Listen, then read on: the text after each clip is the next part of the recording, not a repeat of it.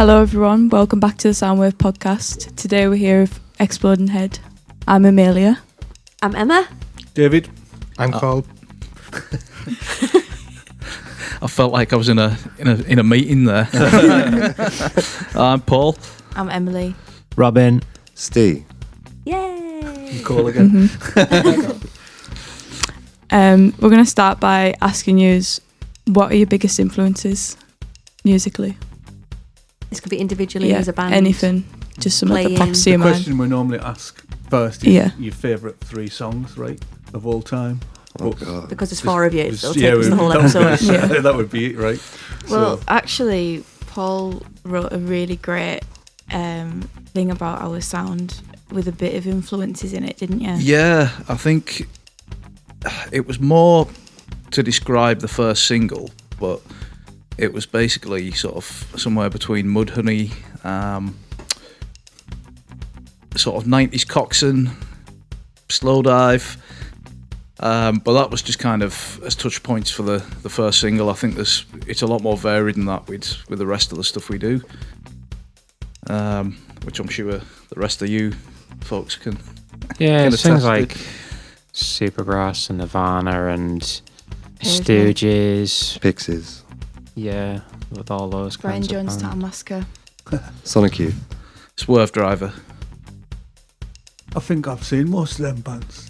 Have you Except really? Brian Jones, Sound Massacre. Oh, to- yeah, Oh, you've got to. get some They're, tickets. they're Yeah. still Yeah. touring now. I know You they should were on go. at Leeds. A bit back, my son wanted to go, and we were like, "Well, what if we turned into one of them 10-hour gigs?" Yeah. Oh, was that Leeds a couple of years ago? No, it was like last year. We saw them no, in this year. Leeds the year before that. No, it was like earlier this year. I think they were in the student union. Oh, wow. Yeah, Yeah, that's yeah, where we so, went, yeah. Oh, well, we maybe just played again. Maybe. Yeah, it was a weird venue. It felt like a dangerous venue. Yeah. It didn't seem safe at They all. had steps Yeah. just right off where the crowd are. Yeah. So people were just walking down the steps into a massive crowd. Oh, wow. It was, yeah. It's kind of changed since I was there. I don't know. Leeds is an old stomping ground of mine, so Oh, we like Leeds at Soundwave. yeah. I mean, if it was in Big the Leeds student fan. union, I probably won't remember what it looks like anyway. Yeah. Oh, great. So, your band is Exploding Head. Yes. Can you tell us a bit about Exploding Head then? Uh, Well, it's your fault, Stephen, so. yeah, I suppose me and Em started it, just sort of writing some songs, and we wanted to write them with a view to like sort of playing them live and noisy. We'd both been in plenty of bands before Exploding Head, and then hadn't for a while, not in like any sort of like regular way or capacity. So we just put out an advert for a drummer and a bass player, and hence Paul and Robin. And yeah, from then on we just played. Okay. So, and where are you guys all based at then? Maryport. Maryport. So, as a Cumbrian band. Well, Robin's actually Well, I'm based Carlisle. in Carlisle. Okay. Well, Steve. I'm a Whitehaven lad, but I live in Cockermouth now. Yeah. Right. Oh, it's like that, is it? Are you a jam eater if you live in Cock? You're not, are you? No. Come like eat something else then. Maybe, Quince I don't seed. know. I'm not. Oh, I'm, Quince. Marmalade. as an outsider, I'm not getting involved in this debate. Yeah, it's the safest way. Yeah. So, where do you rehearse? Where do you know, that kind of stuff? Well, actually, we were rehearsing in Carlisle for a while, weren't we, at Scott's Self Storage, and that was great because it's a place that's like full of all different kinds of bands, and like it's like a little bit of a you'll pass someone on the way in that's Oh, on it's the great. way out. Yeah, you always bump into sort of somebody who you've been playing on a bill with like Oh, cool. 2 weeks beforehand or whatever. There's always someone to like lend a cymbal off or something. Which is more often than not in my case. Yeah. But now because that's a lot of like back and forth for us to Carlisle, we always wanted to like get a rehearsal room out west, but actually it's really hard. And I remember asking you guys if you knew anywhere like ages ago, and there's just nowhere for bands to rehearse. Yeah. And it's just a bit like, it kind of explains why there's not loads of bands, because if there's nowhere for them to rehearse, then Yeah. what are we supposed to do? So we've actually just got a rehearsal space at the settlement in Maryport. Oh, great. And it's that a is- fantastic building. We've only Yes. been in there a week and it's been amazing. That's good. Oh, wow. Yeah. That's good. That's good for the settlement as well, right? Yeah. Have Yeah, they done yeah. that before? No. No, we just played a gig there and then they got talking to him and then they said, so. They're so nice. It's a fantastic room as well because we've got like amazing sea views, and Yeah. wasn't so great last night when the sun moved around and then we were all very sweaty, but And it's Can't have it's in the not winter. connected to anything, is it? So No. you're not going to get complaints and stuff. yeah, well, we done a little litmus test where I think was there 3 of us or 2 of us playing, and 2 of us went down just to make sure that, you know, there's no neighbours gonna complain. And to be honest, it was about as loud as the traffic. So Okay. yeah, Well, that's way better for you then, isn't it? yeah, fingers crossed we won't have any complaints because. We just say we need to not clash with the yoga class. Oh yeah, yeah. That was Very important. explicitly. It would be very Yeah, zen, that. yeah. We were told that there's yoga and I don't know, another of the forms of. That's a partnership Relaxation. waiting to happen. Exploding head and I yoga. think so. Surely. That would be Must wow. be. Right. Some kind of Heavy yoga. Yeah, sort of If a there's such a 2-hour thing. feedback loop and yoga. Zone out. That would be awesome. This That is really it. would be. Yeah. That's Yeah, what I'm yeah. saying. I'm like, that's Yeah. Just That's as what you're happened. in Lotus and we're playing, I can't see it. Somehow at some point, just segue into the brown note, just momentarily. Yeah, that would be really fun, actually. Yeah. So as a band then, do you, and I always like to know about these things with bands and how they work, do you write together, or is it like people in the band that write the music and then bring it to the band? When you rehearse, think- do you write, do you jam? Like how does Exploding Head go about making Kind new of, tunes? sometimes a bit of both. Sometimes we can just start an idea and then everyone will jam it out and find their own way.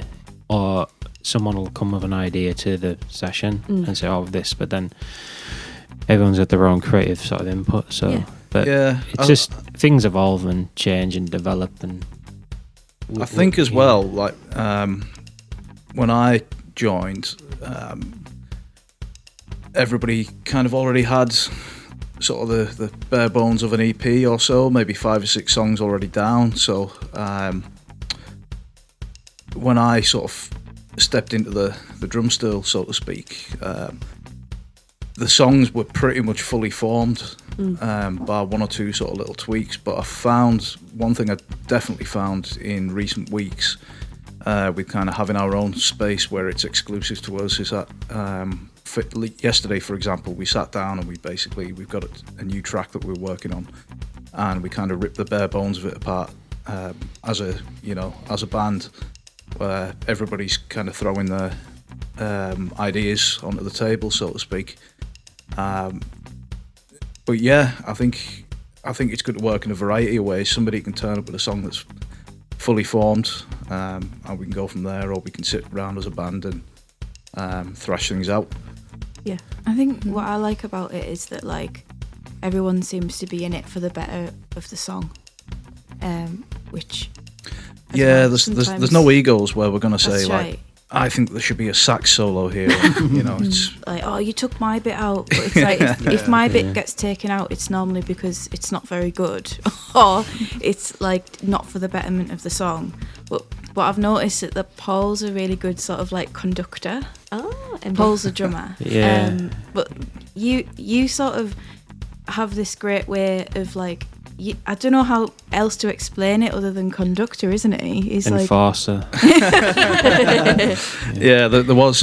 I mean, you know, I'd hate to tell anybody what to play, but there was one moment where I came close with Robin during a recording, and I got my way in the end. But as a compromise, he still does his thing live. So it's.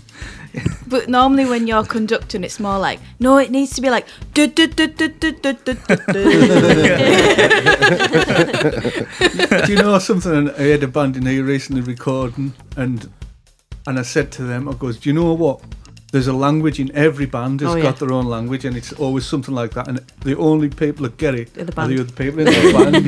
Yeah. And it was Void Below, in fact, and they're quite technical, death metal. And they're like, "Oh no, you played da da da da da da da," and I'm just like, going, "What are they talking about?" And then they were like, "Oh, aye." And then I thought every band's got its own language, you know, of doing that. But isn't it interesting? I think our drummers now aren't the knuckle draggers of bands anymore.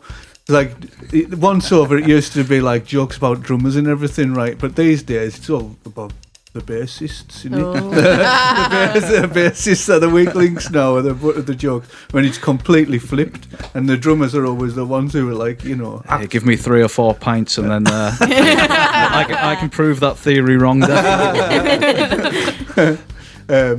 So what about playing live? Are you doing many gigs? Yeah, I think we've just done our 4th gig, and our next one's this weekend on Saturday the 24th at the Source in Carlisle with TBK and Deadly Pylons. We've got another couple of confirmed dates, like Wild on the Wall in the summer. Oh, cool. And we've got some unconfirmed ones as well. When's Wild on the Wall? Because I don't think this will be out before the weekend, so... but when's Wild on the Wall? That would be my birthday weekend. We're playing on Friday the 25th of July, and it lasts that entire weekend. Okay, and where's that at?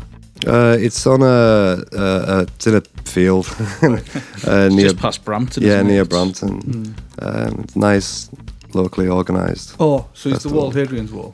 Yeah, it's on the route of it. Have you ever played that, Emma? Yeah, I've played that before. Are you playing that this year? Not this year. Oh. We know the Spectre. Spectrum. Oh yeah, Spectrum. They are. Yeah, we played with them Yeah. a couple of weeks back. Yeah, there's a lot of local bands playing as well, like throughout Carlisle and like Cumbria itself. So it's always like really we were saying on the way through that things seem to be picking up again, because there was a bit of a lull in live local music in Carlisle in particular. But the ball seems to have got rolling again, and there's more and more gigs, and exciting. We might be playing in Glasgow as well. Ooh. Also in July. We need to fill out some forms first. Should be confirmed. That's Be great. administration. Yeah. I don't Well, know. They might find out something about us, and all of a sudden we're not allowed to play. Like we're jam eaters or something. Marmalade.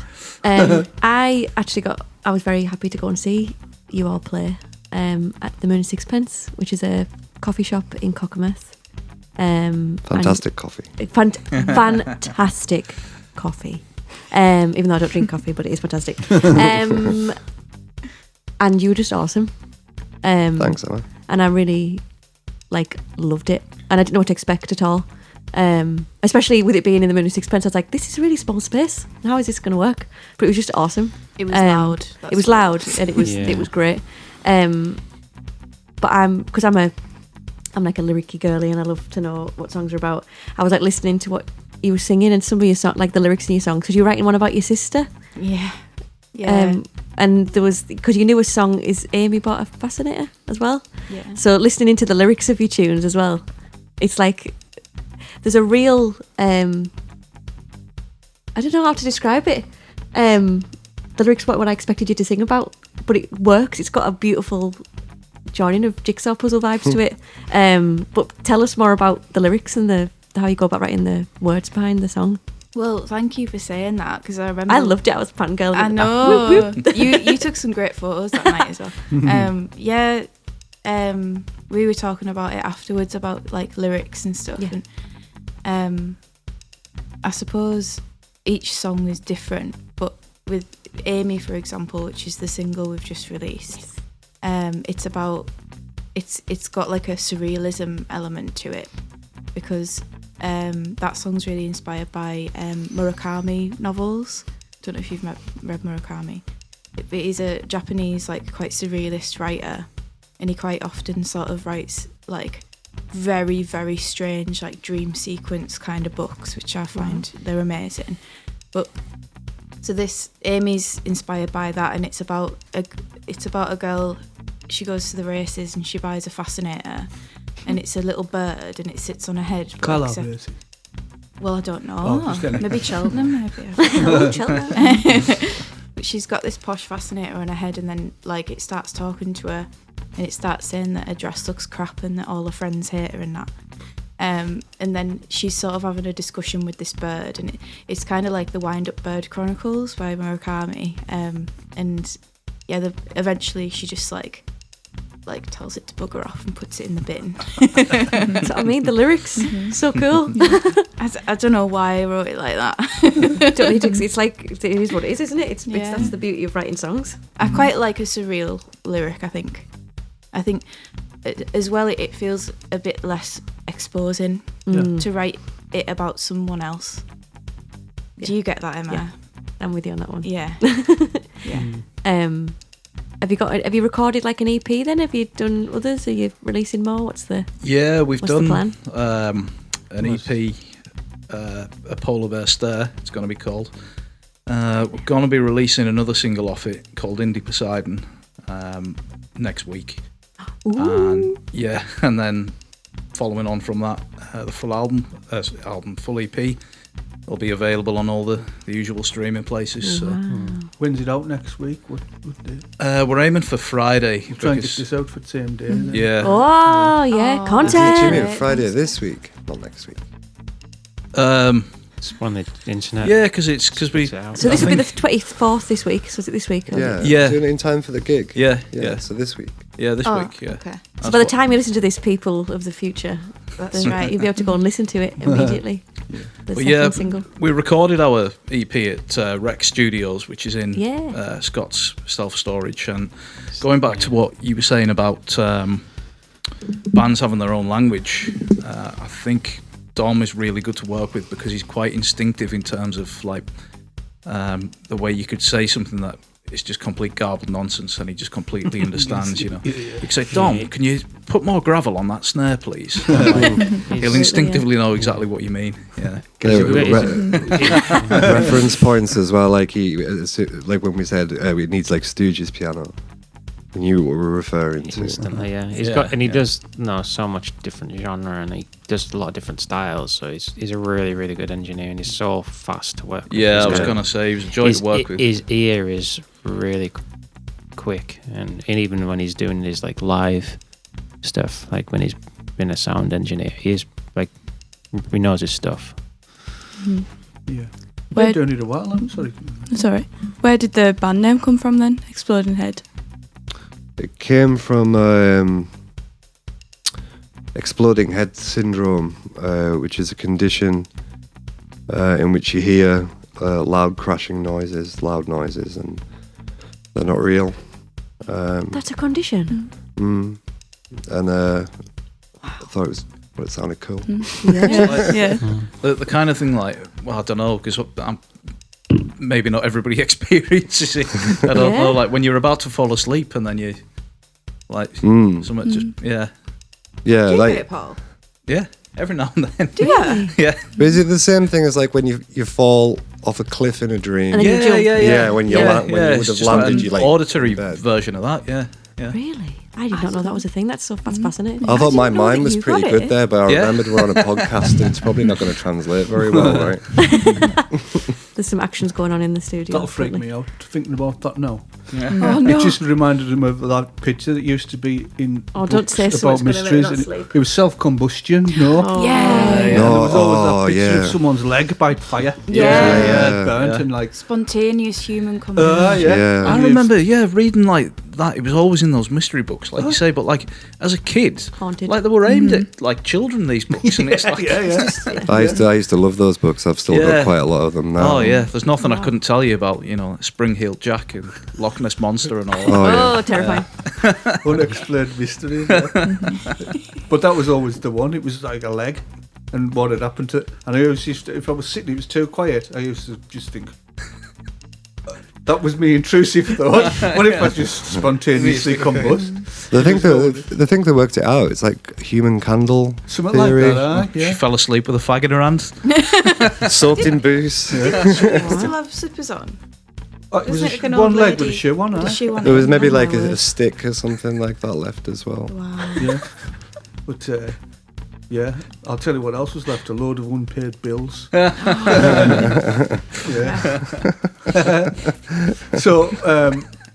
So what's next for Exploding Head? More gigs. Gigs. Yeah, Got a few bigger ideas gigs. to write. Bigger gigs, I think, like getting further afield. Obviously, it's always lovely to play in Cumbria, but we're kind of looking to also Yeah, there's get out there. Yeah, you can't like play too often because you want people to miss you as well, and you've got to have like that. yeah. I think people balance. can get kind of fatigued if you're just Yeah. playing in the same sort of venues locally, like week in, week and out. is this an issue you're finding for Cumbrian bands, that we still are like only a handful of venues through There's- the entire county? Yeah, there is some places to play. I think there's in Carlisle and Cumbria as well. But again, it's that scarcity because the idea is you play too often, people will say, well, I've seen them recently, or I'll catch them again. So Yeah. if there's that scarcity to it, I know, of a but gig. Cumbria is Yeah. a big county, isn't Yeah, it? So but you you could can- play different White parts of it, Evan, yeah. and then you could play Carlisle the Or same week. go and people south to wouldn't know. Ulverston and Barrow and Mhm. different places. Yeah. So But there ain't that many places to actually go and do it. So No. getting a slot or on with someone else. Yeah, You even there's kind of established venues that it's a bone of contention where there's venues that are putting on tribute acts week in and week out, and they just don't. Now, maybe it's unfair to be critical of them, because I understand economically they've got to. Yeah. They've got to keep afloat. So, but a little bit of support, I guess, wouldn't go amiss from some venues. Yeah. I think it's sometimes the way culturally, because it's always kind of been that way in, well, Carlisle at least. Even since the 60s, people have been more interested in going to see a cover or a tribute band or a pub band than an original one. It's But- kind of always sort of, in some ways, been the way. It has its peaks and troughs. It's peaking up now.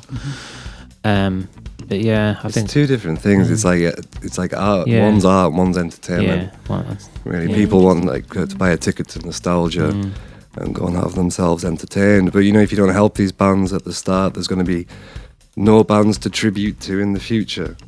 And yeah, a lot of it is entertainment. There's nothing wrong with entertainment. There's nothing wrong with people being entertained. But if you want music to survive as an important cultural thing or a piece of art or a expression that's important, then it needs nurtured and taken care of. And there isn't enough of that. But I understand that venues do have to pay the bills. Yeah. But for us as well, it's exciting as well because we're new and we're kind of having to tap on the door, and well, people don't know us really, but we've got the internet, which is helpful for like getting music out there. But we're kind of an unknown, so people can just, from out of town, for instance, just taking a punt on us. It's because we played Newcastle That was this our year. first gig, wasn't it? Yeah, What's it called? Tiny? Some, Little Little buildings. buildings. Yeah, Yeah, something small. It was a Yeah, 70 that's- capacity venue downstairs and like 40 upstairs. That It was was a Oh, cool. case of nominative Yeah. determinism if ever I'd seen it. Because it was like, as the drummer being at the very back of the band, I could still pretty much order a pint. Really? yeah, It's all right for you. You had the whole stage to yourself. yeah. There was But no, no- it was, but it's like It was it's nice fun. to get away It and was, play as well as playing locally too. So yeah. I'm excited to write new music. The song we're working on at the moment, is in my head all the time, and the room that we're in is really inspiring. It's quite exciting to think that we could write like that. Right. Yeah, I think it's exciting to see how things are evolving as well, because obviously when you first start and you're just kind of cutting your teeth, I don't know, things kind of evolve a little bit where we kind of get to know each other's strengths and how things kind of gel together, and that kind of help, it all goes into the songwriting process to. I feel like we're leveling up with sort of every practice we have. We seem to be, pushing things further and becoming tighter as a band and stuff. Yeah. Great. So I'm a bit nerdy about equipment and gear and stuff. So, what kind of stuff do you use? What kind of guitars do you play, or amps do you use? Yeah, I've got my beloved Mexican Telecaster. And I use a lot of pedals. I've got a 1969 Morley flanger. Okay. It's like the size of a shoebox, kind of chrome thing, and you kind of like say like we're playing like a song, and I think that's the sound, that's the setting I want. And you leave it even half an hour, you go back to it, it's completely different. You can't be relied upon at all. But I really love that about cool. it. Yeah. Like lots of distortions. I think we've all got a big muff variation. Yeah. I don't plug my DS1 in as much as I used to. I've still got that on hand. Monosynth, which is something I got. It was actually I got that to make ambient music in something else, but it's found its way into this setup. Again, kind of not using it like it's supposed to be used. You get some interesting sounds out of it. And there's a lot of reverb and a lot of delay for the more shoegaze aspects of what we do. Yeah, I use a Fender Jazz. I've also got a Mustang, which is a Fender as well. I use orange amps. They're really, well, for they're lightweight and they actually pack a real punch.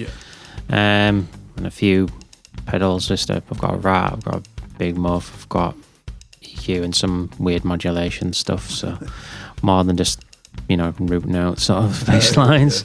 And that's about it really. I'm not really.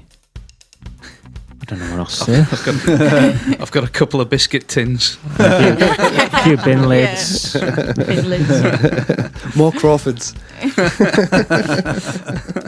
Yeah, I was thinking about bringing a synth to the Fold 2, just to try a different sort of sound as well. But we'll see. Worth trying it. Yeah, well, I'm keen to throw a bit of synth on, especially the new stuff we've been working on. I can almost sort of hear it in my head where it's going to go, particularly in that break. That's interesting. I didn't know that. Yeah, just sort of little find all kinds pads and yeah. No, I'm looking forward to it. Yeah. What do you use then? I've got a lovely jazz master that Steve actually got me for my birthday one year, and it was my first electric guitar. So I haven't actually been playing electric guitar for very long. I really love it. I'm not the most technical guitarist. Like, I love playing it, but I'm actually just not that good. So I've got a big muff. I switch it on when I want it to be fuzzy, and I switch it off when I don't, and that's it. And I've got a Fender amp that works really well. They work really well together. Is that the really heavy one? Yeah. No. That's Steve's amp. My amp actually belongs to Robin. Right. Yeah, I palmed it off to you because it was so heavy. That's a pro tip for when we're loading in is to try and avoid carrying that one. What sort of pedal you got? Yeah, there's a Crybaby Y you can have a go with. I've never used that before. Yeah. They've got cool names, haven't they? All those. But you're you can play and you can sing at the same time. Yeah. Which a lot of people can't. No, and you can play it's chords. All about the feeling. And you're in time, so you are a good guitarist. Oh, thanks, Robin. Well, that's the thing as well, because He's never said that to me before. sometimes now it makes it sound like I'm slating you. Sometimes as well, like really technically proficient musicians can be like the most boring thing to watch because it's I think it has its place. Really. Definitely. You know, you can know every single scale in the world, and be able to do all of that stuff. Yeah. But if it's not got feeling and it's not got soul, it's more important to really, really enjoy it. Yeah, it's like what you like, what you enjoys, and what's going to serve the song really, and what can you do to do that if you're going to be, taking the lead or something, or if you're just going to be a soldier and just go dum dum dum dum. It's just what's right in that moment, really. Yeah. most fun thing about music is spontaneity. That's what I think. And if you're doing it kind of just like it's methodical, controlled, it's not as Yeah. you know, Becomes- creative. Does that make sense? Yeah, it becomes work. Yeah. Becomes It should be fun. And you can hear that in Yeah. the song as well Mm-hmm. when it's been like sort of, I don't know. Completely. That's what I see though when I see like some of these like really big artists who do these kind of stadium tours and stuff. And then you'll see like everyone who went to the gigs, wherever they were, the usual places through the UK, all the O2s or whatever, and your timeline of stuff's everyone who went to the gig to see. I'm going to use Taylor Swift as an example, right? Oh no. But you see them all, and you're like, "Go, I've seen this exact same clip."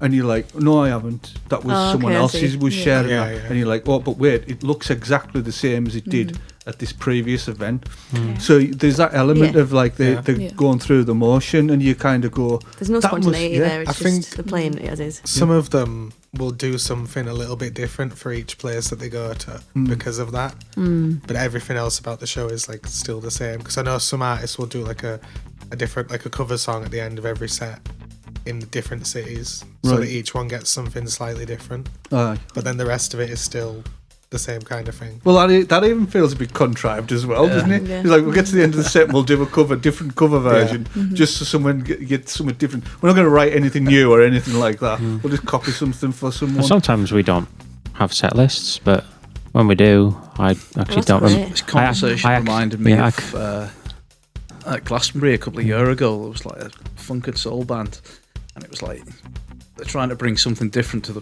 proceedings everywhere they're playing. And the singer's like, "Hey Scotland, I want to get to know you." You know, you're not in Scotland anymore.